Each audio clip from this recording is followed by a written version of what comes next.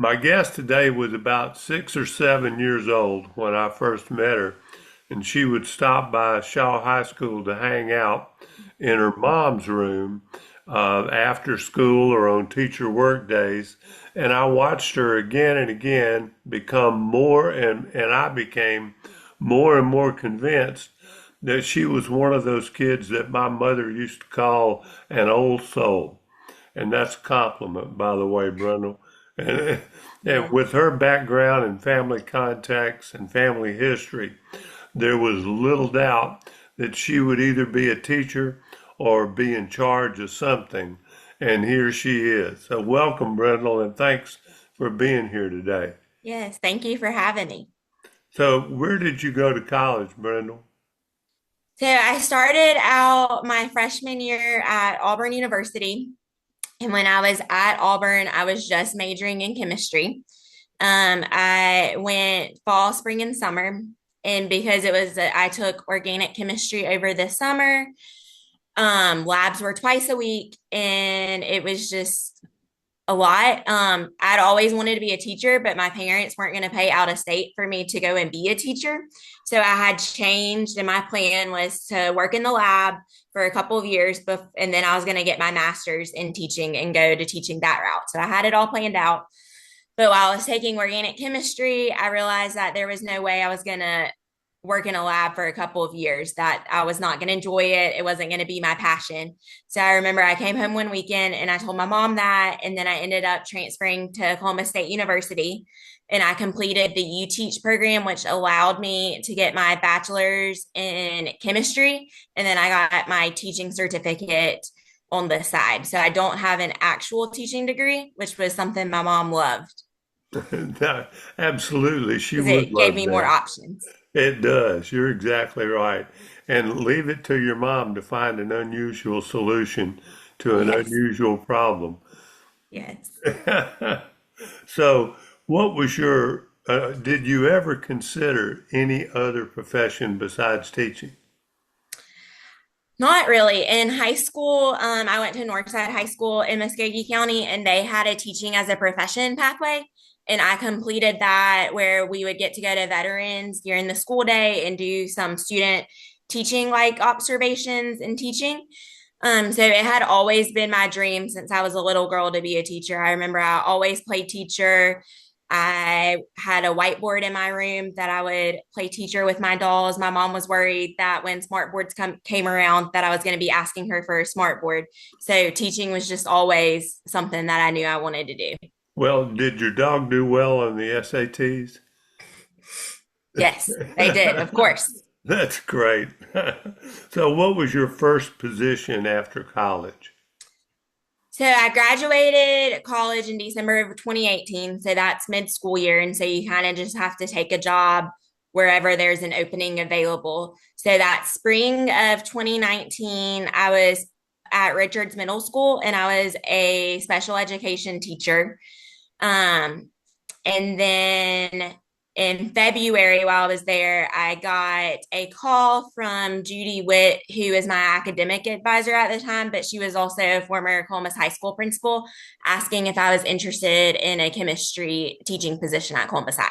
So I wasn't in middle school for long.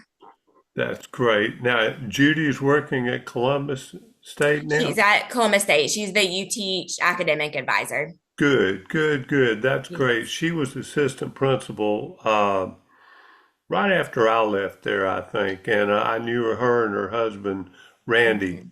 pretty Yes. well. I always thought they were some of the most down-to-earth people that I had ever met. They And are. um, so you've been in the classroom for 4 years now, is that correct? No, this will be my seventh full year of teaching. Seventh full. See, I think COVID messed with everybody's math. Uh-huh. Yeah. It did. That is so hard to believe. And you feel comfortable that you're in the right place doing the right thing. Yes. That's Yes. great. I love it. That is great. So I understand that you are a Teacher of the Year nominee. Is that correct? Yes, sir. I am. How did that happen? I mean, I know you didn't campaign, but No. somebody somewhere saw something in you that they really were impressed with. Yeah. I was say it's an honor to be selected as Columbus High's Teacher of the Year.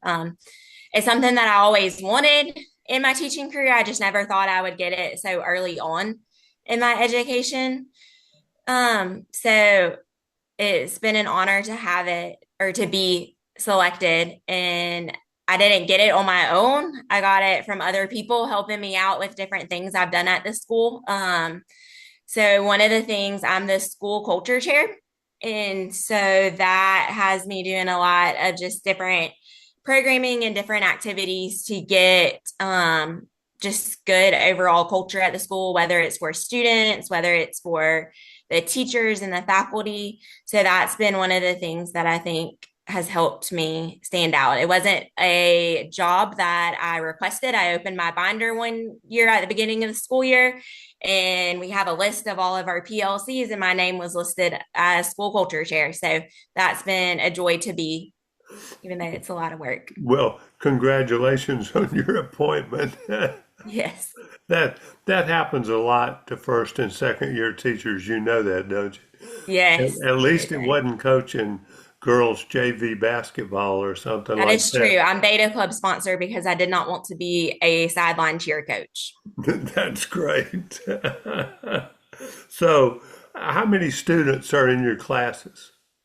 So this year, I actually have more students in my classes than I've had in previous years. The majority of my classes are closer to 30, if not 30. I have one class that's 25, but the majority are right around 30. I cannot believe that you are teaching chemistry with 30 inquiring young minds in those seats in Yes. front of you. Okay. Even my organic chemistry class this year has 30 students, and it's always had, this is my third year teaching it, and it's always been around 24 and 25, but this year it's 30. Goodness gracious. So, who were the people when you first started teaching that you depended on? Say you had a problem in the class. Who was the first person you would go to? My department head, Carlin Mace, she was McConnell. I don't know if you know her. She was one of probably the person that I always went to. She helped guide me a lot. She was just full of a bunch of wisdom and still is full of a bunch of wisdom and advice. If a certain situation comes up, I also depended on the other chemistry teacher, Coach Lassiter. He helped me out a lot. He had the curriculum, so I could just follow whatever he was doing. He gave me that Google Drive, and he helped me learn how to set up a lab, prepare a lab, because at Columbus, we don't have our own labs in our classroom. We share the lab. And so that was different than from when I student taught because the lab was in that room. So just learning how to manage that, he was a great asset to that. Where did you do your student teaching? Hardaway. Oh, okay. Yeah, yeah. Um, Columbus is a much older building than Hardaway. I'm sure you've Yes. noticed that. Mm-hmm. It is. Yeah. So, how do you communicate with parents?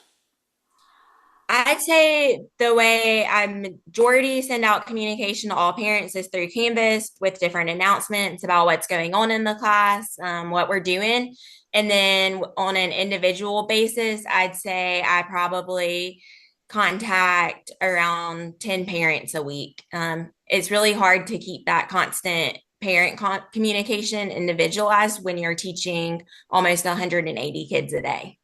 Oh, I can imagine. And even if they each individually email back, that's an Mhm. enormous amount of time reading parent emails, isn't it?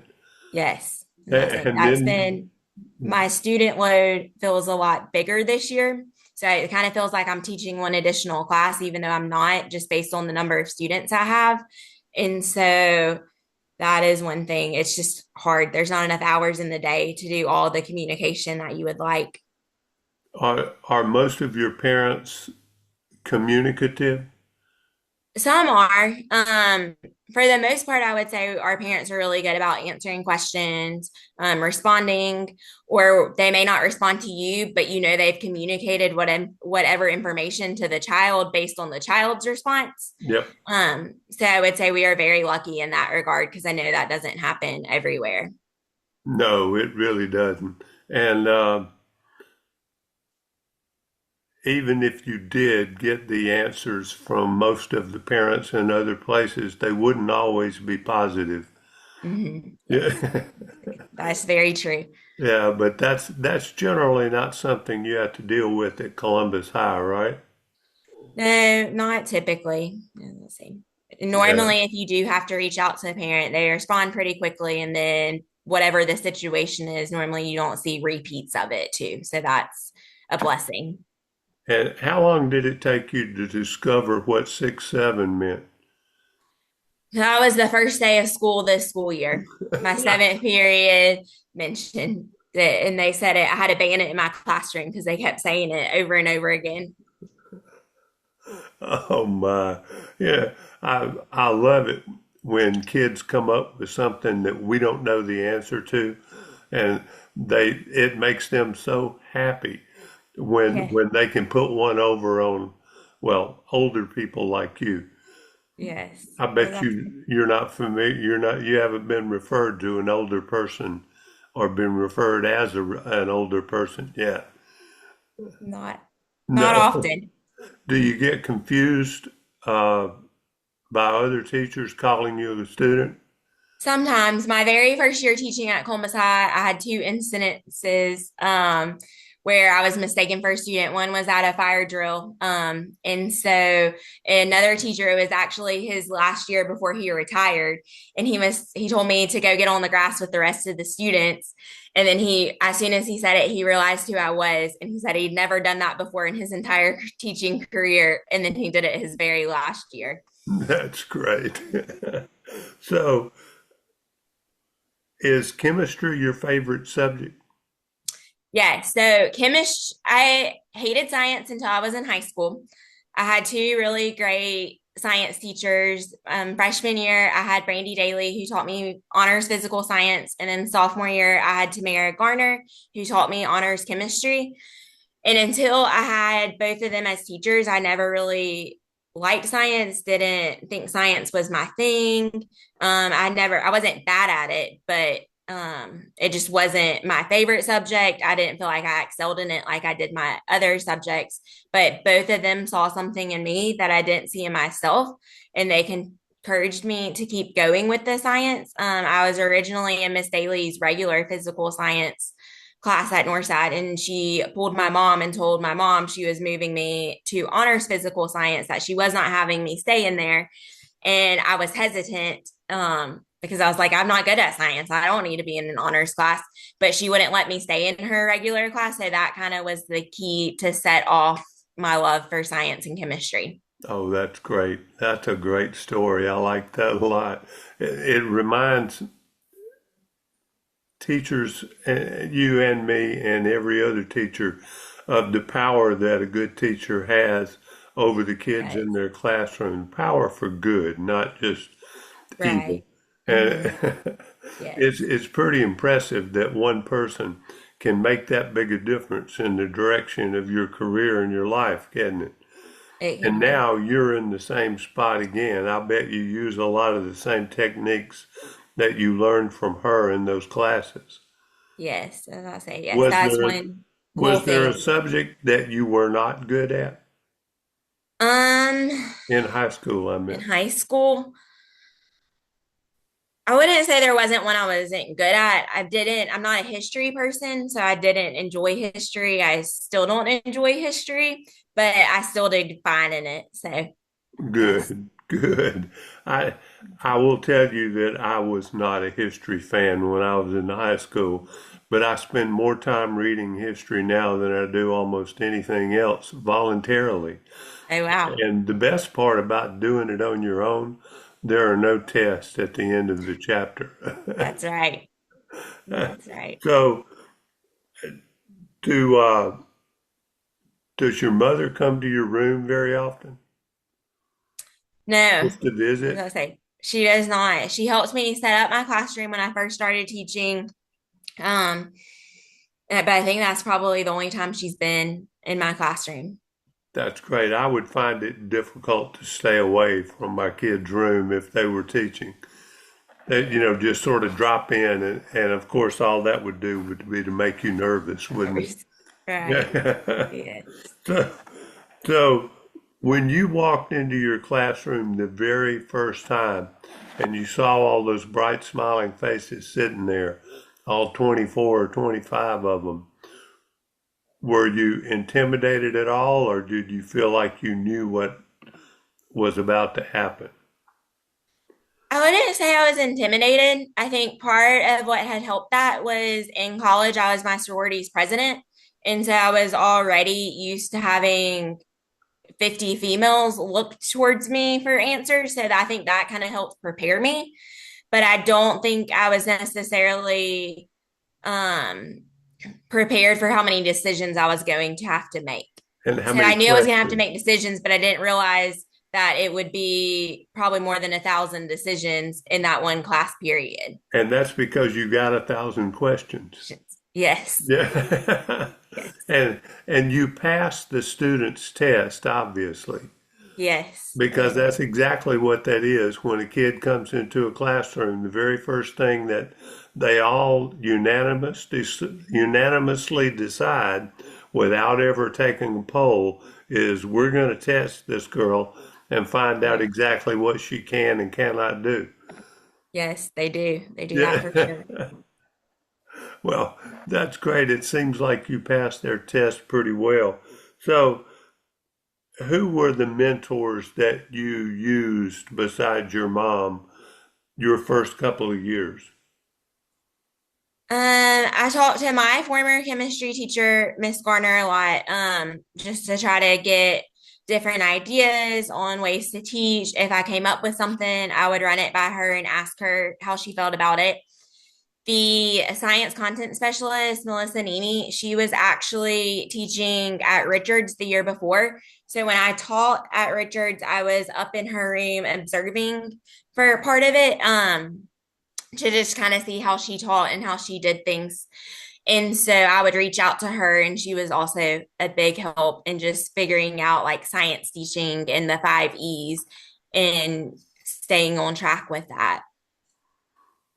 That's great. Do you help first and second year teachers yourself?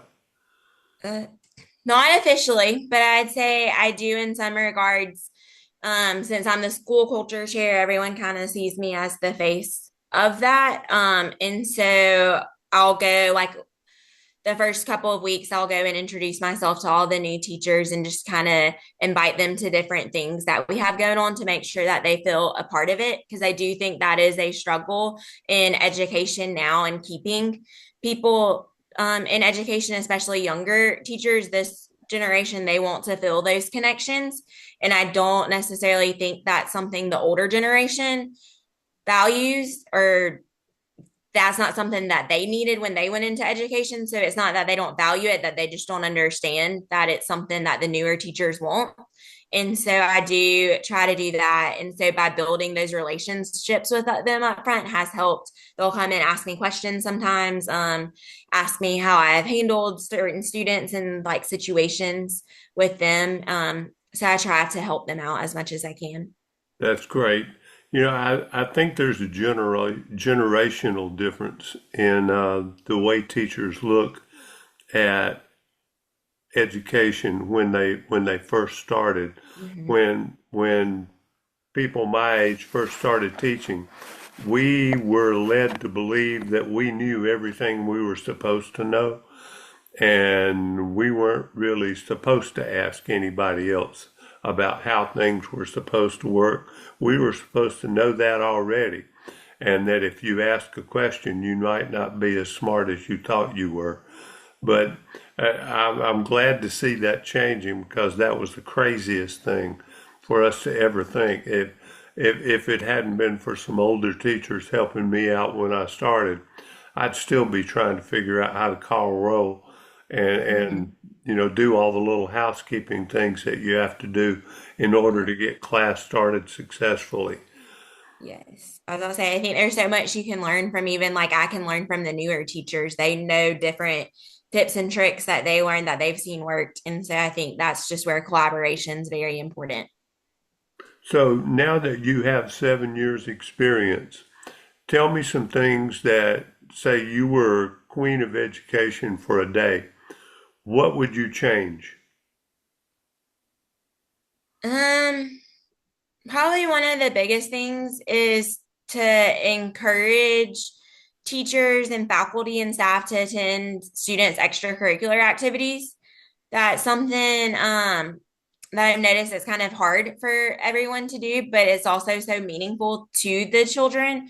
And the students really appreciate it when you go and support them, whether it's their flag football game, the chorus concert, the one act performance. And so I think once you have those experiences and you see how that makes a difference in those students' lives, it brings back your why of teaching and helps you keep that at the forefront and just change your whole perspective on teaching when you're having those tough days.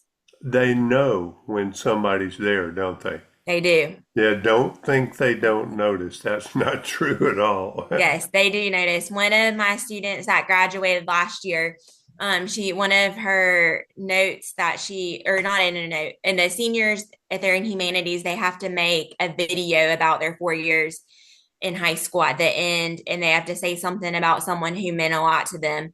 And one of the things she put was she put me because she knew I hated soccer, but I always went to her soccer games, even though I hated it. So it just kind of makes you remember that they notice when you're there, and they notice when you're there and you don't like it, and that means a lot to them. And you can never take that for granted. Did you participate in any extracurricular activities when you were in high school?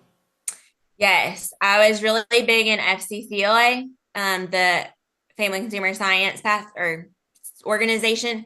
So I was a region officer my sophomore year and a state officer my junior year. So I was really big into FCCLA and having to go up to Covington, Georgia once a month for a weekend, all that stuff.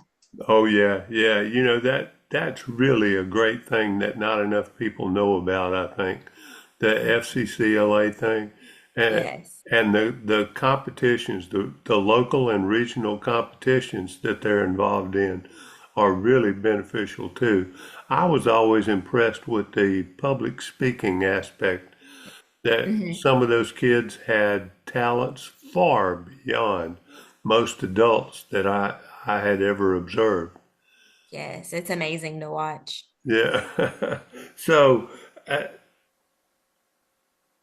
are are there any other changes that you would make in education?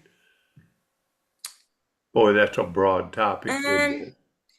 I'd say I don't know if this is necessarily a change, but I would make sure it stays the focus. I think sometimes in education, people just get so bogged down on test scores that they get so bogged down on rankings and trying to keep maintain something, and that it takes away the joy of teaching. You don't get and it doesn't necessarily take away the joy of teaching, but also takes away the joy of learning because it's so structured.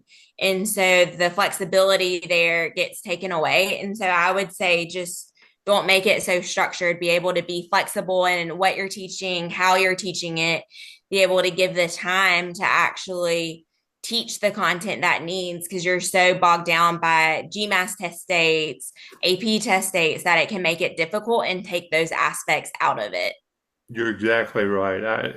I've always thought it was amazing that in education we allow the idea that students are to be judged by test scores. Mm-hmm. However, we state that every child deserves an individualized education.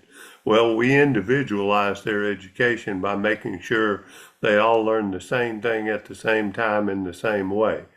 And Right. I never really understood that concept, but I agree with you 100%. Now, what qualities do you see in your school administrators that you really admire? I would say that they have an open door. You can always go to them. You can always talk through different situations with them, and that they'll listen to your side and that they actually value school culture. I think that's something that not necessarily is valued, but is the core of the school, and everything from the school flows from that. So I really admire that they have made school culture a focus and just want to do good for the whole school and for the whole climate. Do you notice generally that teachers are supported in your I think school? so. I Yeah. think so. Well, good. You can tell whether they are or not by the longevity of the teachers on your faculty and staff. Right. If they stay there a long time, then they're being supported. If Mhm. there's a constant movement, other than retirement or moving or Right. something like that, then you have some issues that are usually caused by lack of support, either from parents or administration or outside influences. Who knows? Right. That's true. Yeah. So what are you going to be when you grow up? I think I'm still going to be a teacher. I'm doing my dream from when I was a 4-year-old girl at Shaw Pre-K. That's right. I had forgotten about that pre-K there. You were there, weren't you? I was. That's great. Miss Sims, Bobby Sims, was that? Yes, that Yeah, was Miss Bobby. Yes, that should be. I thought that was who that was. Have you ever given any thought to going into administration? I'm not sure. I've thought about it sometimes, but I don't know. Part of the time I don't feel like I'd ever be an administrator because I love the kids so much, and that's why I enjoy my job. And I'm not sure if I go into administration, you don't have as much interaction and get to know the students personally like you do when you spend 50 minutes a day with them. So that kind of makes me hesitate at going, but you never know where you will be taken. You you will still know students. It's just you'll know more just on not quite as in-depth basis as when you're in the Right. classroom. And you know, an administrator is nothing but a teacher whose audience has changed. That's true. That is So true. I think you might want to consider that in a few more years. I have a theory that if you're not a good teacher, don't even think about being an administrator, because the first thing a lot of administrators do is forget what it was like to be in the classroom. Mhm. But every good administrator I've ever known, the very first thing they said is, I'm going to remember what I was frustrated about and upset about and concerned about when I was in the classroom. So I'm going to remember that when I get to administration and see what I can do about making my teachers' lives easier by eliminating some of the stress. That's true. So you think you're going to be a teacher for the rest of your life? That's my plan right now. Well, good, good. I have no doubt that you'll follow through on it, and you may end up like your mother and never retire. Right. Yeah. Yeah. I'm still going. Yeah. Well, Brendle, I appreciate very much you talking to me today. And, I may call you back in a few months and let's see how your ideas about administration have changed, if they do. Yes, sir. Great. Well, thank you very much. And I hope you have a great Thanksgiving. You too. All Thanks. right. Bye bye.